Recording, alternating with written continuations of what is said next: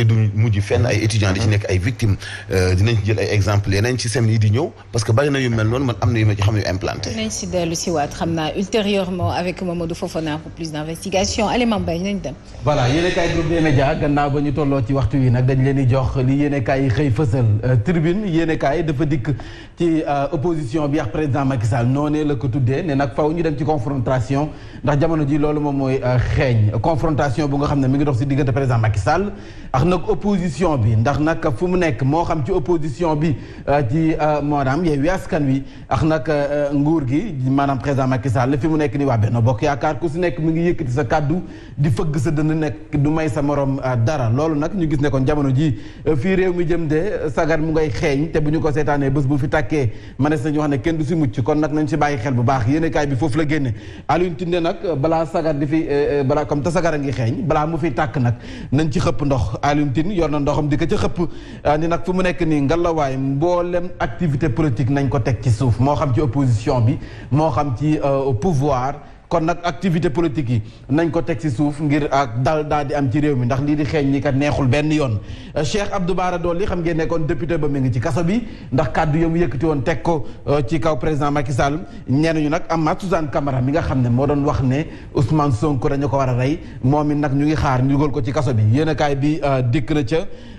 ci di la tribune Vox Populi coow li moo di spécimen bi nga xam ne dañ ko jox ni ab bulletin bu jour vote yi mooy bulletin bi ñu war a bi nga xam ne waa Yewwi Askan Wi moom lañ leen jox nee nañu photo Ousmane Sonko daf caa nekkul te ba ñuy déposé waxoon nañ leen ne kon photo Ousmane Sonko moo si nekk bi ñu ñëwee nag di retiré nee nañu bi ñu leen présenté photo Ousmane Sonko nekku si kon nag duñu signé waxuma laax nag di ko retiré seen loolu moom xel xalaatu ko Déthié Fall nag nee na ci liste nationale bi Yewwi Askan Wi élection yi moom wax fa dëgg neex yàlla xel xalaatul muy am ci miim réew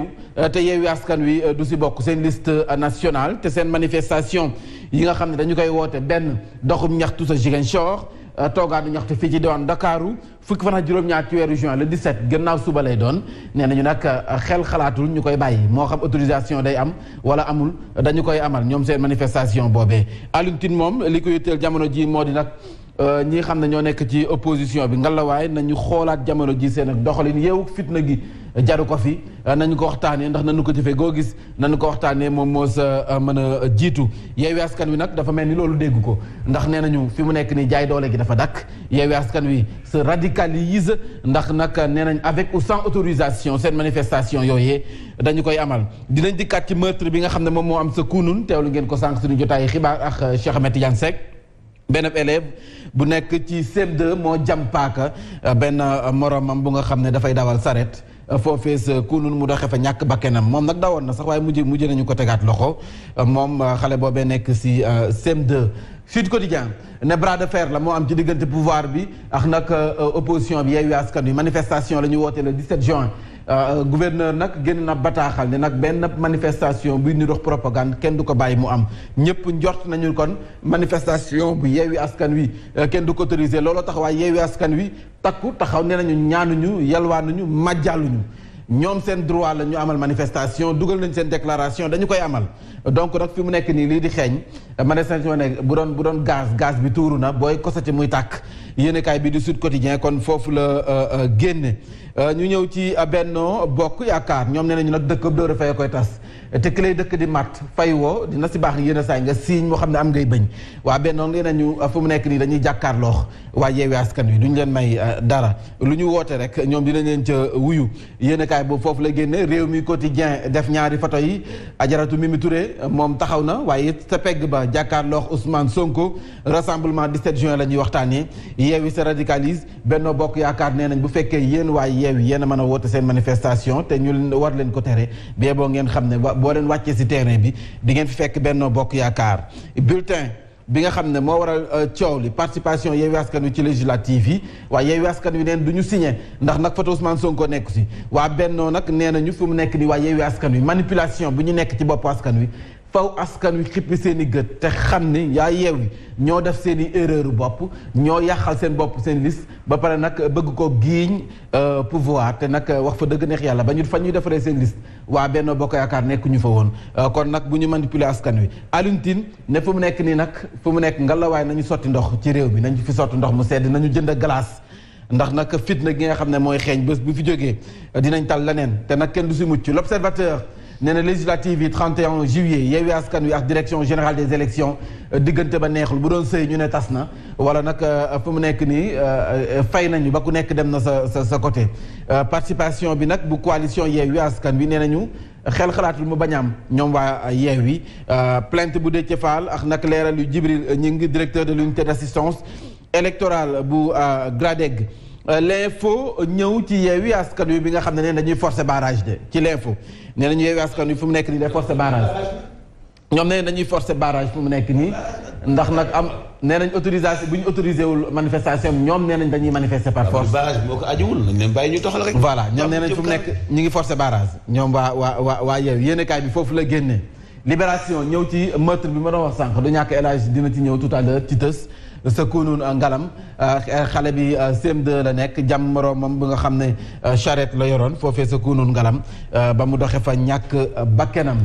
Abri provisoire yi nga xam ne yàgg nañu ko fi jàmbat El Hadj Mansour le député du peuple yàgg na ko fi jàmbat nee na abri provisoire yooyu nguur gi taxaw na nag pour jëlee ko fi ndax gouvernement bi décaissé na lu toll ci 120 milliards ngir réew mi kenn dootu fi gis ay classe wala ay écoles yu nga xam ne nii ay kirtinding la nu ko defalee maanaam ay saxet wala ay lu ñu for ci mbedd mi rek dajale ko ngir xale yi mën saa toog wala nga dugg ci classe fekk ñu teg ay briques teg ci seen i kaye loolee la ñu fi bëgg jëlee yéenekaay bi ñëw na ci l'évidence ñëw ci opposition bi nga xam ne mu ngay défier pouvoir bi nee nañ manifestation bi neex naqari dafay am secteur tourisme ak transport aérien Alioune Sarr wax na liggéey bu am solo bu nga xam ne nee na def na ko si Les Échos ñëw ci Thierno Bocoum bi nga xam ne weddi na kon Yankhoba Diattara fu mu nekk ni nag Thierno Bocoum ak Yankhoba Diattara fu mu nekk ñu ngay sànninte ay pic ku si nekk mi ngay yóbbante sa morom ay kàddu yóbbante galgal nag ubul làmb Yewwi fu mu nekk détermination engagement la ñu àndal seen manifestation bi nee nañu autorisation wala amul autorisation dañuy wàcc si terrain bi Boubacar Camara nag mu ngay interpellé président Macky Sall moom Boubacar Camara interpellé na kon président Macky Sall tiitaange nag la ñu nemmeeku fii ci diwaanu Ndakaaru ndax nag askan wi fu mu nekk ni nelawtunu ba yandoor ndax nee nañu soo moyul le 17 juin yëngu-yëngal dana am affrontement dana am confrontation dafay am ci diggante takkader yi ak waa Yewwi Askan Wi ci confrontation jàmm rek waaw jàmm rek nañ leen jox autorisation ñu manifester ku nekk moo gën a noppale ci dal moo gën a noppale comme nañ war nañ manifester nañ leen bàyyi ñu manifester rek wax fa Alioune Tine sax loolu la gis nee na fu mu nekk nii coow li jaru ko fi nañu lu ñu mën a def ba tempérer rek ba coow li wàcc wax fa dëgg neex yàlla moom moo gën lu ñu ci mën a def nañ ko si def ndax fii réew mi toll tal nañu leneen lu dul ay xaañanteex defante ndax nag tabaski bi dikk na ba noppi te nit ñi ay xar la ñu tal L'Observateur dafa ñëw ci Yewwi Askan Wi waaw dikk nañ ci sànq de L'Observateur ñu jeexal Yacine yaakaar naa ne waxtu bi daanaka jot na am na bu ma gisoon bu laal xaw a laal làmb de ban mbër moo si doon wax waay am na mbër may nuyu waale bu baax Tapha Tine ndax démb rek mu ngi seede ne kon ñun lay seetaan fa mu nekk de nekk ko Sénégal temps yi Tapha Tine donc mu ngi suivre daa mel ni boobu rëcc na ma garaawul kon nag Yacine yaakaar naa ne mënees nañu ko fi ndar keppe daal di soobu ci jotaay xibaar bi ci kàllaamay Kocc du ñàkk dinañ si ñëwaatal lëkk. Eh bien Hadj Mansour nañ dem. waaye Yewwi Askan Wi nee nañu fa ñu nekkoon fa la ñu nekk ba léegi du ñu tuxu benn yootaa ca fa ñu taxawoon. incha allah fukki fan ak juróom-ñaar ci weer bi muy aljuma daañu def manifestation dëgg marche pacifique la muy doxub jàmm itam ci diwaanu Casamance daañu ko def ci même jour boobu la situation boo xam ne nag ñu bëri ñu ngi koy càmbar ni bu fekkente ni bi gouverneur la mu wax ma nga ca ba léegi ñi itam la ñu wax ña nga ca daanaka mbopp mu ñu sotti essence te almet tim ko la dañ ci yàlla musal Abdoul Mbaye moom itam taxaw ci daal di dellu soit ci cadre du président Macky Sall ak itam la muy xaar ci élection yi li ci war a doon itam taxawaayu ministre bi nga xamante ni wala premier ministre ak Macky Sall ni mu mel ni dafa tële ci man ko sa taxawal ak itam li nga xam moo méngoo ak li xewoon ci mois de mars bi c'est-à-dire que càmbar na bu baax tolluwaayu doxalinu politique gu Sénégal gan la woon ci Sen TV moom Abdoul Mbaye lu may loolu itam dinañu wax ci drame bi nga xam ne moo am ci Kounoune Galam ndaw lu am fukki at ak juróom jàpp fukki at ak juróom benn rey kenn koo xam ni waxambaane li moom paak la ko jam loolee des na ko faram-fàcce itam ci biir xibaar yi tàggat yaram bàyyi ma anta mbuub la ñu ciy àndal yéene kaay Mantoulaye ci mundoy faram-fàcce gi Mambay Ndiaye maa ngi ko bind naa ko. gars yi ñoo def remarque bu dee leen xalaat tegee ñaar loxo rek mi ngi waay xam ne du seen. tey silence bi laa bëgg a maye quoi. nga mën a bokk moom bu wéngaloo rek. tey silence bi laa bëgg a maye quoi. jombe lay wax. léegi Birahim moom bu sëggee nag diplomate moom lu muy wax yëpp mën na wax lu muy wax yëpp mais avec diplomatie. avec diplomatie. dafa dal même bu lay dóoree sax ay avec diplomatie. dafa dal rek loolu mooy kii nag. salaamun xawlan min rabbir rahiim. voilà nuyu nañu leen jaajëfal leen waxtu bi bu jotee ah. danañ ànd ak yéen jox leen li yéenekaay yi xëy fësal ñoo ko waxandoo ah. yéenekaay yëpp nag sagar bu nga say xeeñ waaye nag dañu koy door ak yéenekaay groupe des médias di tribune yéenekaay dafa ñëw ci procureur ma nga xam ne démb da doon am ak janox taskatu xibaar yi Mamadou Fofana wax na ko nee na ni mu doon waxee daal dafa mel ni benn débutant bi bu doon wax wala nag dafa mel ni li mu doon wax dafa àndoon ak bëñ bi metti xaw naa diisoon lool ci moom nag waaye nag gis nañu ne moom procureur ci boppam dafa wax ne teg nañu loxo ki ñuy wax Ousmane Kabiline Diatta nee na nag rebelle la bu nga xam ne teg nañu ko loxo am na ñeneen ñu nga xam ne nii fu mu nekk dañoo rëcc ci manifestation bi ñu woote woon bu mujj bi bu waa Yewwi Askan Wi nee na nag dafa amoon ay rebelle yi carax jóge kenn xamul fu ñu jógee daal di ñëw juux si fii ci diwaanu Dakar kan moo leen invité lu mu ci manti doon de yéenekaay bi samp na aw laaj kan la procureur di joxoñ kan moo fi invité rebelle yi lan moo leen taxoon a jóg lan lañ namoon def ani kan moo leen jiite ba ñu war a mën a ñëw fii procureur nee na yéenekaay bi nee na procureur am na ku mu joxoñ baaraam bi kan la ko joxoñ yéenekaay yeneen yi dañ ci dikk en tout cas Ousmane Kabiline Diatta mi de moom jot nañu ko teg loxo ña sa des nag daw nañu ànd fu ñu làqatu fii ci diwaanu Ndakaaru wala ci réew mi te nag procureur lu mu ci dolli xam le moo di képp ku nga xam ne taxee nga si moo xam nga invité leen nga dalal leen wala nga jox leen ndox ñu naan wala nga jox leen ñu añ lu mu ci manti doon biyee boo nga xam ne procureur bu la tegee loxo di nga ko rëcc du samay kàddu procureur moo ko xam ne démb bi mu doon ama janoo taskatu xibaar yi manifestation bi Yewwi Askan Wi xam ngeen ne nag ëllëg lay doon ci àjjuma ji dégg defe naa mooy le 17 ans manifestation bi ëllëg préfet bu Dakar daf ko tere kon nag li ñëpp doon njort am na nee nañ manifestation bi dañu ko interdire kon nag sagar mu ngay xeeñ fii ci diwaanu Dakaru le danger qui guette le Sénégal yéenekaay bi moom moo ko wax ndax nee nañu yëngu-yëngal njortees nañu ni kon faw mu am violation article 61 bu code électoral bi nga xam ne moom la préfet teg ci table ji ngir mën a bañ manifestation bu Yewwi Askan Wi nee nañu nag buñ sukkandikoo ci Zahra Iyane Thiam nee na acteur politique yi faw nag ñu woote ak dal nañu dépassé yenn discours yi ndax nag réew mi tollootul fu ñuy defanteex dóoranteex saagante ñoo war a mag loolu ñoom responsable politique yi waa gëm sa bopp nee na mi ngay dànqaafu parti au pouvoir waa Benno Bokk Yaakaar ñu ngi leen di xamal ne du yéene ne ñun duñu bokk ci législative yi bien boo ngeen xam ne du sedd ci yéen ndax doon na gën a sedd sax ngeen bàyyi ñu bokk ndax bu boobaa suñu bopp rek la ñuy tal mais comme bokk ñu nag dinañ mel ni bëñ buy metti seen gémmañ fenn du sedd foo leen tourné dinañ jàkkaarloo ak yéen dañuy battre campagne ba mu neex contre Macky Sall waa gëm sa bopp loolu la ñu woote dabu puy moom législative 2022 moom nee na li ci gënoon te politiciens yi bari di ko sàkku moo di ñu jële fi li nga xam ne moom mooy parrainage bi et puis élection yi sax nañu ko reporté nañu ko dàq ba beneen donc parrainage bi nañu ko fi jëlee FIARA 2022 yéenekaay bi ñëw na si El Hadj le député du peuple nee nañu am na benn éleveur boo xam ne nii dafa bañ a jaay dañu ko fay 1,5 million ci peeru pitax mu bañ na du ko jaay 1,5 million si peeru pitax El Hadj nag bul ne ma waay man ku ma jox 1,5 million man ci peeru pitax ma ne la jëlal xëy na nag xaw ma pitax moo tax xaw ma boobu dafa yomb moo tax boobu dafa yomb comme ki ñu fay 500 millions si am xar mu bañ dafa yomb man fay ma 2 millions sax ma ne la kaay jël yaa ka fi bàyyi boobu na nga nekkul éleveur rek leneen li ci gën a garaaw El Hadj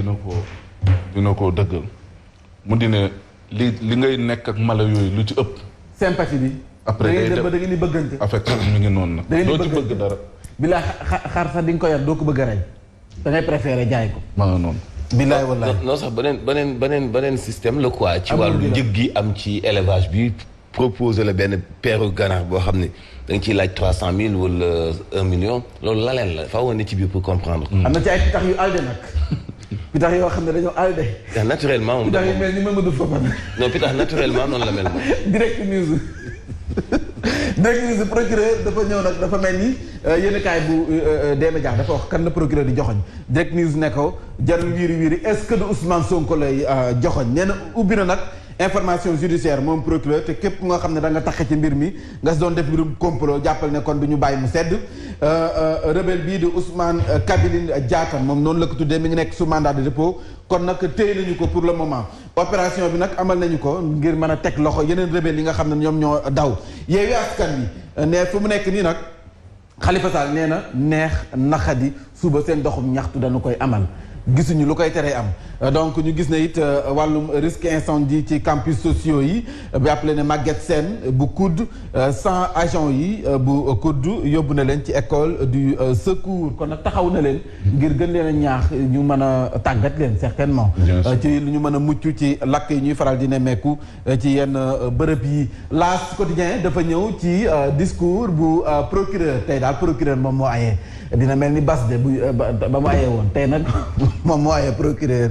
fu mu nekk nii daal nee na def na ay grave révélation teg na loxo benn rebelle bu nga xam ne nii dafa ñëwoon ci manifestation yi nee na nag dikkaat na ci L'As quotidien si nan la gendarme yi ak nag RG yi piste ki nga xam ne mooy Ousmane Kabiline Diatta ak nag ñamu àndaloon di ay rebelle ba ñoom moom ñu jot ko teg loxo jàppale ne nee nañ jabet ku ko am amul benn risque nga faatu bu fekkee dañ la maanaam administrer sérum glucose parce que ñu bëri dañuy wax ne da ngay dem hôpital rek xam ñu lu la jot ñu daal di lay sampal perfusion sérum glucose nga doxe fa ñàkk seen bakkan ñoom nag ñu ngi jéem a weddi nee na ñu wax fa dëgg neex yàlla loolu taxul nga dee procureur nag bu si réew mi quotidien dikkaat na ñoom weddi nañ ko de. Ça dépend si dosage bi je crois. waaye day màtte du màtte bu ko jam balaa nga koy defal perfusion xool ko rek wala nga defal ko test diabète ba pare moo gën a simple. non la ñu war dafa am loo xam ne il faut ñu koy njëkkee mu di nit bu ñëwee feebar balaa dara xoolal ko ba xam am suukar wala amul suukar. comme te ñun amuñu habitude du dem hôpital te dara jotuñu. pourtant am na hôpitaux yu koy def. oui loolu moom léegi moom dafa war a nekk loo xam ne lu ñu saxal la. réew mi quotidien ab rebelle la ñu teg loxo fii ci Dakar Sonko nee na moom ab plainte dana ko dugal contre procureur bi ndax kàddu ya mu teg daf caa gis boppam procureur bi nag andi na ay preuve am manifestation 17 bi dafay am loolu moom mooy kàddu Khalifa Sall yéenekaay bi moom xam naa turam daf koo réer kenn def ko ci manifestation 17 juin. Sud Quotidien Sud Quotidien la moom boppam dafa dem bi. non Sud donc le préfet nee na. donc Sud moom waaye yeewi bi boo ngeen xam ne dañ ko décapité. yéenekaay bi tey dafa ñëw sax bopp. Blanc Quotidien dañ ko. moom mooy yaay. préfet nee na mukk nag manifestation bi di fi amee waaye Yewwi Askan Wi nee nañ dafay amee xel xalaatul nag ñuy delloo seen manifestation boobee loolu la ñu gis ci critique jëm ci procureur ak nag révélation yi nga xam ne jot na ko def waaye Yewwi Askan Wi oote nañu nee nañu nag résistance la ñu woote ci doxum ñaxtu bi Mouhamadou Moustapha Diagne ci l'évidence nee na nag faw ñu xam ne réew mi dafa amum njiit te moom la ñu tànn tekk ci kaw moom nag na mat njiit ga mu doon ngir ñu mën a respecter suñuy institution fatwa bi wadd na ci ka nga xam ne ci doyen des juges Ousmane Kabiline Diatta nee nañ rebelle la ñu ne nekkoon fii ci Dakar manifestation à la place de la nation le préfet bi daf ko interdire waaye Yewwi Askan Wi ne mukk du ca dal dañuy rek wàcc si askan wi yeewi leen ci loxoy président Macky Sall bés ni waa ji moom fu mu tëdd dee sax da koo të ndax moom mi waa ji nu mu tudd waay Njaay Daaf moom moo de nekk sa Gabon lu ko neex mu jël teg ko ci der sunu gën gi mbindeef gii sallallahu alayhi wa sallam Mohamed moom ci boppam nag sunu prophète boobee waa ji nee na jéggalu na waaye terewul waa Gabon ñu ngi koy waaj a dàq ci réew ma Matam nga mu bawoo ba ci papam nee nañ ko bu fi dikk moom fu mu nekk fu mu tëdd dee sax da koo tëdd xamul fu muy teg tànkam fu mu nekk nii. gisagul dara Yewwi Askan 24 heures. Yewwi nee nañu de wax fa dëgg neex yàlla kàddu yi procureur wala gouverneur wala préfet bu tere manifestation loolu dégluñu ko Khalifa Sall nee nañu ëllëg ci vendredi moom bu neexee yàlla xanaa yàlla ne mukk du fi am de waaye nee nañ bu neexee yàlla ci mbedd ma la ñu jëm dañuy amal seen dox seen sit-in toogaat ñu ñaxtu ba nga xam ne moom la ñu bëgg a amal sa place de la nation wala place de l'Obélisque Khalifa Sall nee nañu nag jëm gouverneur bi ak conférence de presse bi ak procureur li mu wax yooyu yëpp wax fa dëgg neex yàlla loolu yëngalu leen waaye nag les femmes de l'opposition nee nañu ajjumay talaatay ndeer am na waaye ajjumay ndeer dana am nag ñoom présidente Aïda Mbodj ndax nee nañu suba ñoom ci boppam jigéen ñi ñoo nar a porter combat bi xam nga ne Khalifa Sall bi ñu ko téye woon ci kaso bi fi coow li amee jigéen ñu taxawu Dakar yi dañ ñëwoon dañuy woote marche nue jigéen yaa ngi koy fàttali ko marche dumb ba fu ñu mujjee marche dumb ba ne dañuy def ñëw ba ci mbedd mi rek def dung ndax ñu bàyyi ndax dañuy président Macky Sall ndax waa jooju nekk ndaw soosu nekk sax France bu mu tudd xaw ma nabu la xaw ma. yow ma fàtte woon naa. max dung ba ndaw soosu def benn laaj ba ne leen fexe leen ba nag na maase. na yaram bi yëpp maase. nga am na ñoo xam ne bu ñu simmeekoo ñooy raw kàkkatar couleur bu ne def. est-ce que du loolu tax. Sénégal lu ay tëppi tampon ba. tëppi tamp yi day bëri ñooy raw kàkkatar ndaw si ne leen na maase diw leen tëpp maase boo leen bëggee def dung. dumb ga. subhanallah. bilaay walaay loolu bu fi amee dina umu de réew mi sax mooy umu. l'exclusif ñëw ci li nga xam ne mooy waaye Benno Bokk Yaakaar ndekete yow 33 ministres la ñu am ak 4 secrétaires d'État 7 donc la ñu gis kon ñoom la ñu investir ci liste yi bokk na ci Abdoulaye Daouda Diallo Abdoulaye Seydou Sow Aminata Assome Diatta Néné Fatoumata Tall Mansour Faye Alioune Ndoye ñooñu ñoo war a relever défi bi loolu la ñu nemmeeku ñu jàll ci Vox Populi yaakaar na ñoo ngi xabaabal nag Kabiline teg nañu ko loxo procureur dafa mel ni dafa ciblé ak yenn ñu nga xam ne ñoom la ñu teganteel dil ñoom rebelle yi ak waa Yewwi Askan Wi lu mu ci manti doon ñoom waa Yewwi Askan Wi amal nañ seen janox taskatu xibaar yi nee nañu ñoom ci boppam ñu wax leen ndax ñu ñàkk leen wax seen doxum ñaxtu dañu koy amal suba jigéen ñi nee nañ àjjumay ndeer la ñu wootee jamono joojee nag xam naa El Hadj dina ci ñëw ca Sébi Xotaan si biir tës ñeenti at la am xale bi sa Sébi Xotaan dafa réeroon ay mbokkam waaye nañu ko gisee démb ci benn bâtiment ñu faat ka ci anam gu jéggi dayoo anam gu ñaaw la ñu ko faatee mu nekk benn crime bu nga xam ne mi ngi si biir jotaayu xibaar yi xam naa dinañ si ñëw ci biir tës El Hadj incha allah aywa Mambay kii nga nag jël nga sa temps vraiment 8h04 moo jot Hadj Mansour nañ dem Mamadou Fofana si biir xutaan la ñuy dem Yacine xale ba mi ngi tudd Adama Mbaye ñu gën ko xam ci Adama Mbaye dañ ko fekk mu faatu juróomi at la amoon nekk ci bâtiment bu noppiwul dem na ba ab néewam commencé yàqu dinañ ci dellu siwaat Ousmane Kabili Diatta procureur nee na ab rebelle la bu nekk fii ci Ndakaaru teg na ko loxo ngir topp ko ci ay tuuma yoo xam ni ku na ma def fi pexe xëy na ci lu méngoowul ak kaaraange ci dundinu askan wi préfet département bu Dakar fekk si na njiitam gouverneur nee na rassemblement wu waa coalition Benno Bokk Yaakaar du fi amee sukkandiku ci article L61 bu code électoral ba gars yi jàpp ni njuumte la ndax loolu média bi dong la concerné te googu la ay ci Sénégal lay bàyyee ko bëgg ak bañ daañu def manifestation faw xëy na bisub test la kon ci diggante pouvoir ak opposition suba ak jàmm waaye li ci jaaxal nit ñi mooy kur fa ñu fayu ba moom ci bopp askan wa dong lay sewet sport ñu àndi ci ak Baye Ma Anta Mboup yéen kaay yi lañ koy ndax keepeeg Mantoulaye ci bundooyee faram fàcc gi ak Mame Mbaye Ndiaye teeru Yoff boru plage BCEAO bu Yoff côté Yoff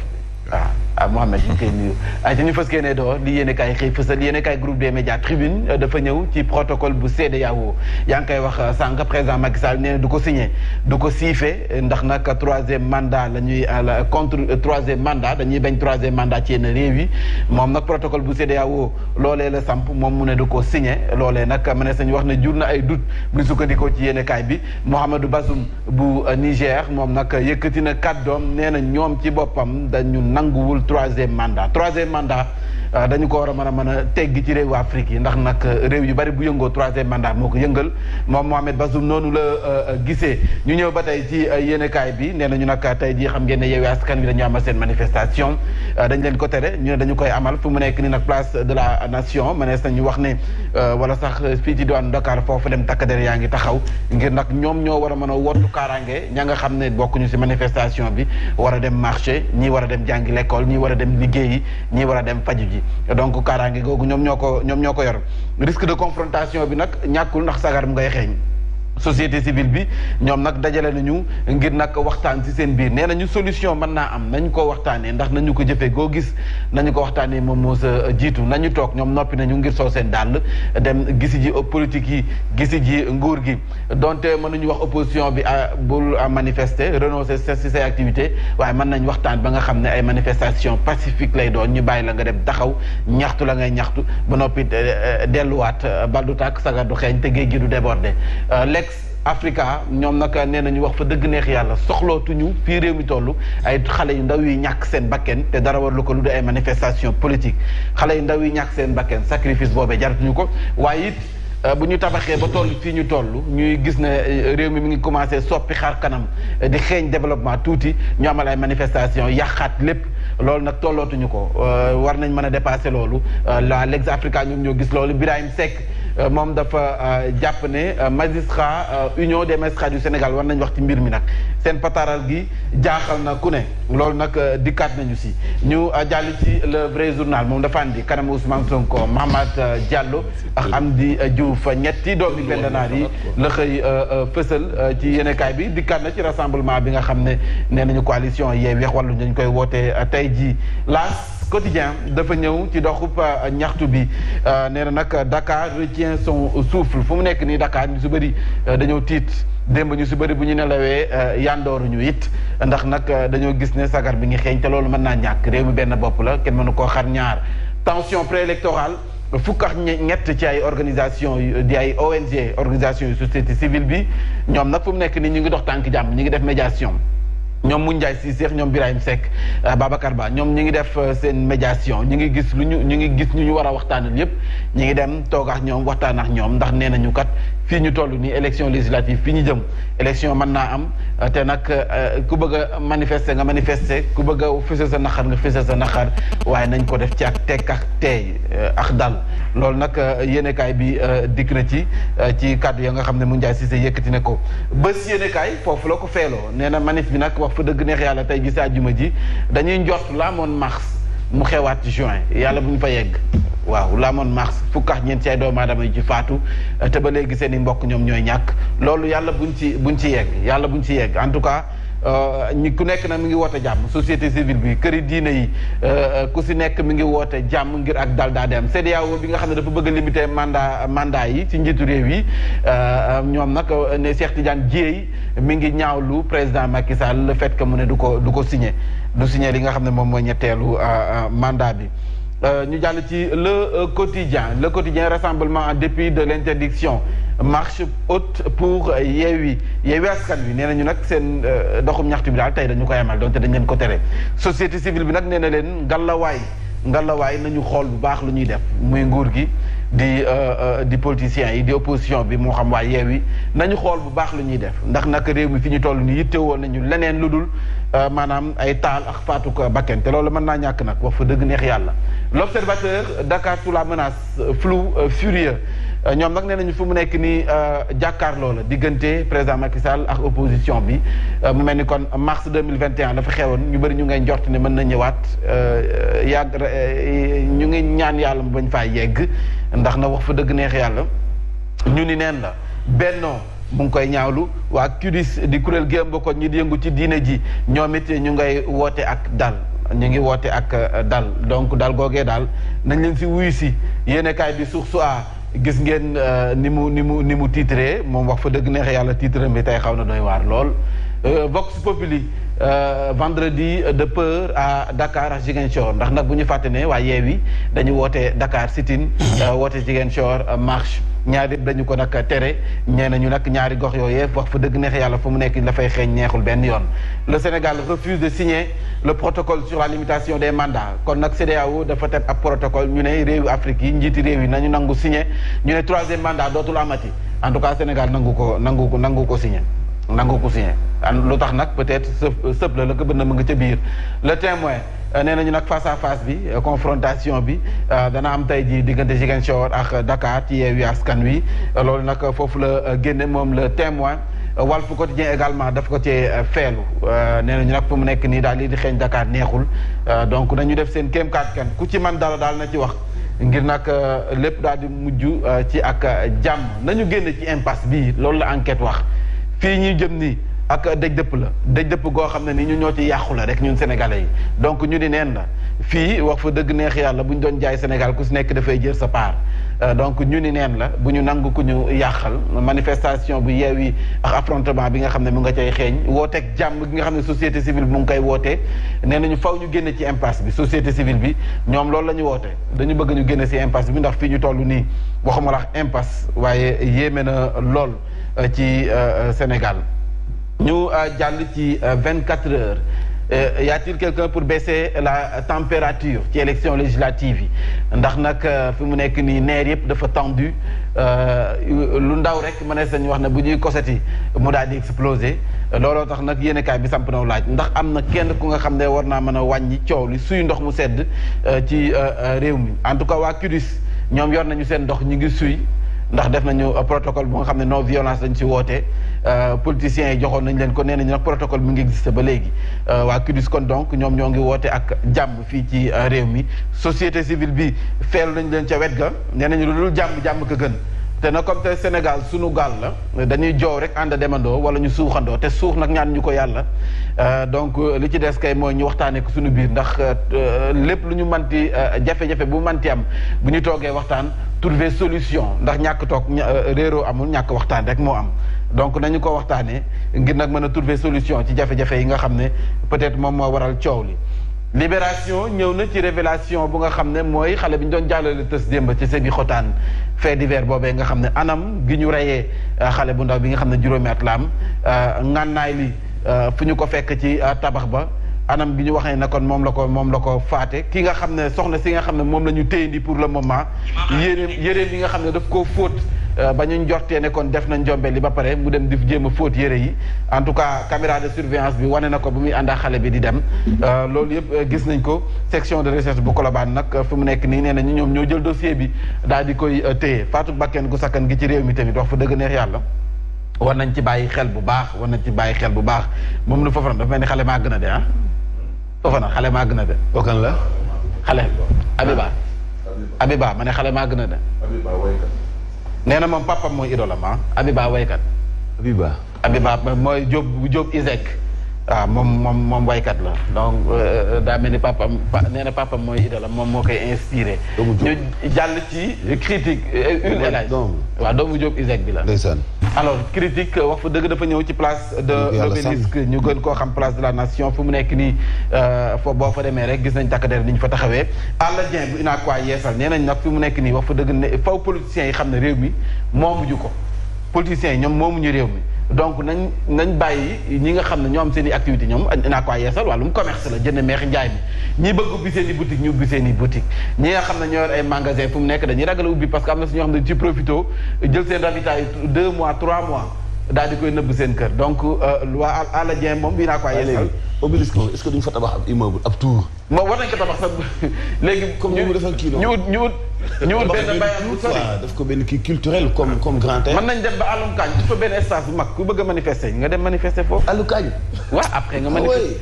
waaw mën na ne oui parce que centre-ville aussi est-ce que xam nga centre-ville chaque jour day polarisé entre 2 ou 3 millions de personnes triangle boobu noonu non je veux dire centre-ville def benn tour bu rafet def fa benn affaire bu rafet wala ñu def kay salle de conférence ku bëgg a ñaxtu nga dugg def sa point de presse def sa déclaration après nga génne dem loolu tam mën na ne waaw en tout cas lu mu ci mën ci doon manifestation bi ñu bëri ñu ngay ñaan ak dalam si et puis dama bëgg ñu jeexaleex maam si bu fekkee pare na kàddu yi nga xam ne maam Abdoul Aziz Sy Dabakh daf koy yëkkati woom Safiatou Aram Bongo Soxna Ndiaye moom ay kàddoom ba léegi boo ko tegee dafay mel ni tay la ndax ay kàddu la yëkkati woon si ngir ak jàmm ci Sénégal alors bu fekkee jàppandi na maam Sidi may ñu ko ñu dalalee ko El Hadji Mouhamadou Mansour Diop laata muy dugg ci titre yi maam Sidi ayca peut-être kon balaa ñuy tëj rek journal bi ñu am ko ayca El Hadji la moo gën a fës ci xibaar yi. waa société civile ñoo dànkaafu ci njàlbeen fukk ak juróom-ñetti la ñu nee nañu faw ñu weer ngànnaay yi te jiital xel yi ni ki itam fexe ba dakkal lépp loo xam ne fitna la gu mën a yeewu ëllëg ñu am ay élection yu leer ci Sénégal. mobilisation wu vendredi bi nga xam ne moo tax waa société civile di wax te waa Yewwi Askan Wi fas yéene koo amal fii ci Dakar ak ci diwaanu Casamance fu mu ci doon dañoo génn dogal daal di koy aaye waaye ñu bëgg a def manifestation bi nee nañu faaw ñu def ko ñu ngi fàttaliku manifestation yi amoon ba fukki nit ak ñeent faatu ci te mujjul fenn. dinañ wax itam ci li nga xam ni mooy sàkkal pexe hôpitalu Le Dantec ndax dañu ni dañ koy tabaxaat loolee président Macky Sall la ko annoncé. nekkite yoo dañoo bëgg a xaaj suuf sa jaay ko liggéeykat yi nand ko ni loolee du ci am mukk amul lu mu leen jaralul mooy li tax dem bu ñu jàkkaarloo ci ak taskatu xibaar yi sport yi fi bàyyi ma ante mbub la yéeni kaay mant lay ci bundoy dañu koy faram fàcceel Mambay. Voici